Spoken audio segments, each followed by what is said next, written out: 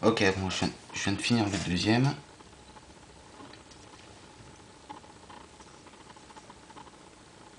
Voilà.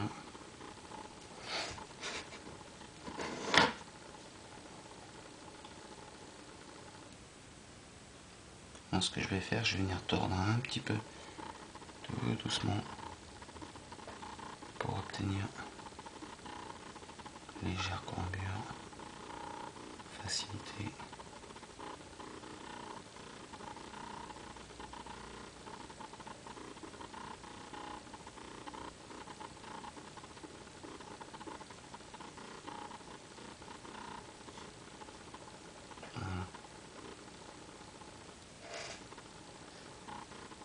Par contre, là, je vais juste le faire dans le contresens.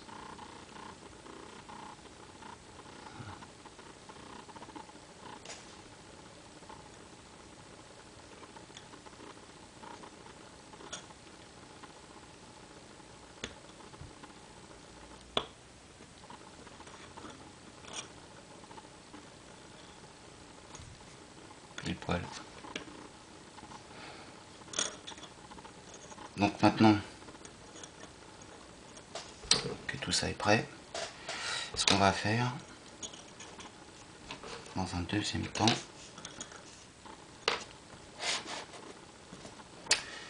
on va prendre les petits morceaux de rail qu'on avait mis de côté tout à l'heure et on va fabriquer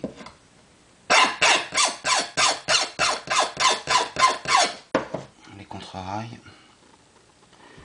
Donc c'est le trait là qui est au milieu. Mettez ici, vous avez la bonne longueur, vous coupez au bout, hop, petit coup de lime.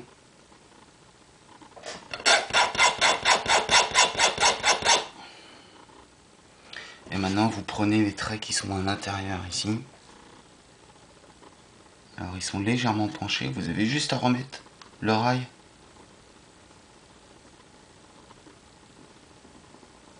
pour qu'il soit droit. Voilà, c'est tout.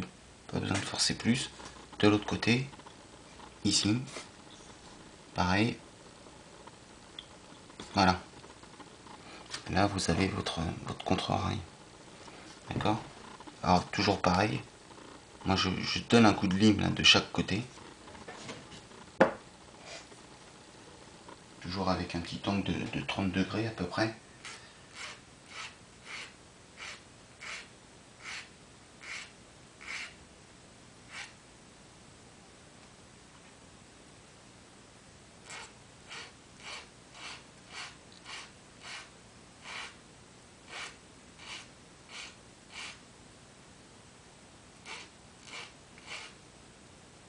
Voilà.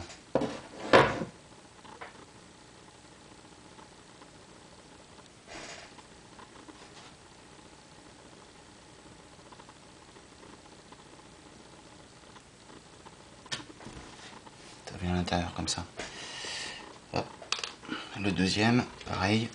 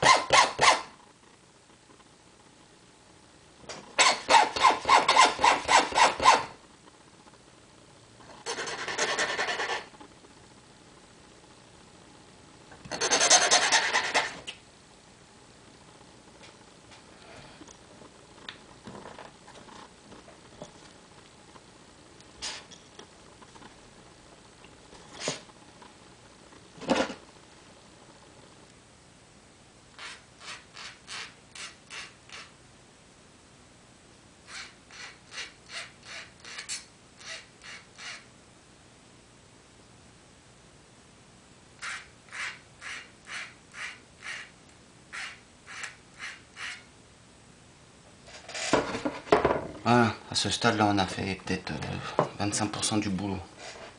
C'est peut-être ce qui est le plus long. Voilà. Donc, maintenant, on va pouvoir solder. J'ai mis le fer en chauffe. Du fer 35 watts, truc pas cher, mon frère. Prendre du flux, pareil, Pas voir ça chez Fast Track. Je l'ai pris là-bas en croyant que j'en avais plus, puis en fin de compte, j'en ai retrouvé.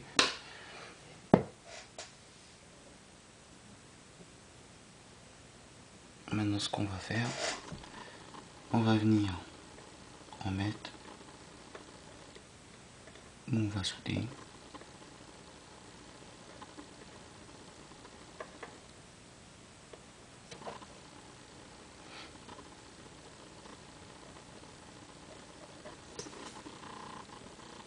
Vous pouvez en mettre un paquet.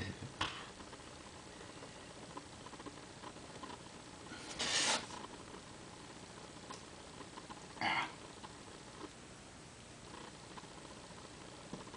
toute façon, à la fin, il faudra nettoyer l'aiguillage entièrement.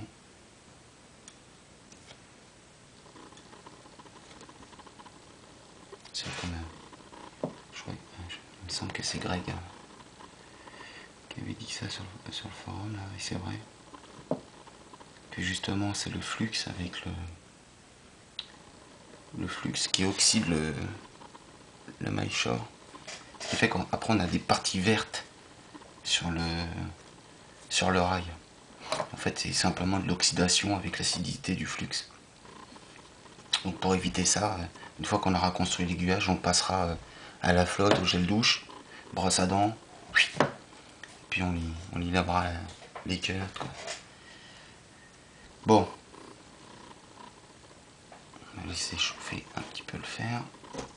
Pareil, soudure, Fast Track. Pourquoi je l'ai pris là-bas? Parce que c'est un tout petit diamètre, ce qui permet vraiment, avec une simple touchette, de vraiment mettre une toute petite boule d'étain, quoi. C'est vraiment pas plus gros qu'une tête d'épingle et encore.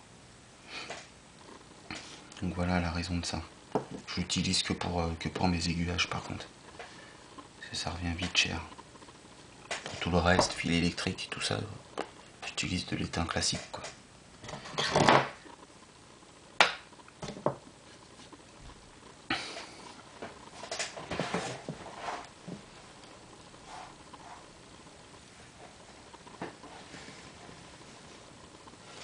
Bon,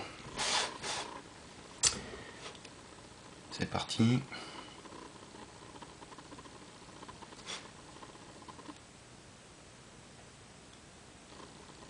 Donc là, je le mets bien dans la gorge. Hop. Donc je prends bien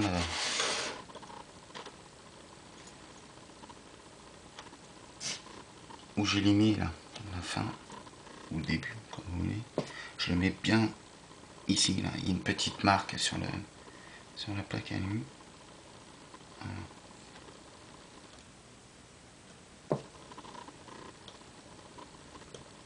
Et je vais me servir des stock ends pour faire le poids. Voilà. Donc là, le rail il est bien appuyé sur les traverses en époxy.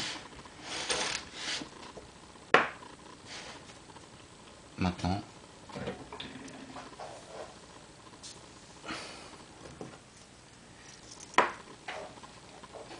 petit coup de brosse métallique sur le fer.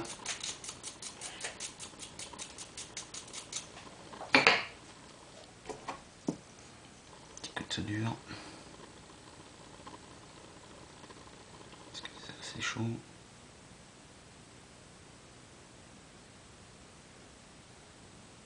Voilà. Et en fait, je mets la soudure directement sur le fer. Elle tient parce que c'est avec la traction terrestre. Et après, quand ça chauffe, ça tient tout seul. Et maintenant, je vais impliquer directement sur la traverse en époxy.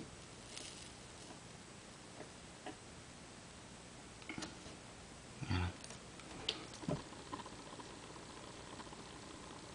Et ainsi de suite. C'est vraiment tout petit. Pas besoin d'en mettre des tonnes.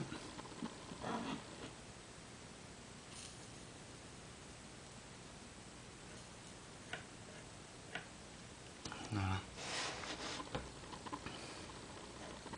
On assiste bien. Par contre, quand on arrive au rail, Donc vous déposez la soudure sur la barrette époxy, et le fer à souder, vous le laissez sur la barrette époxy. Voilà.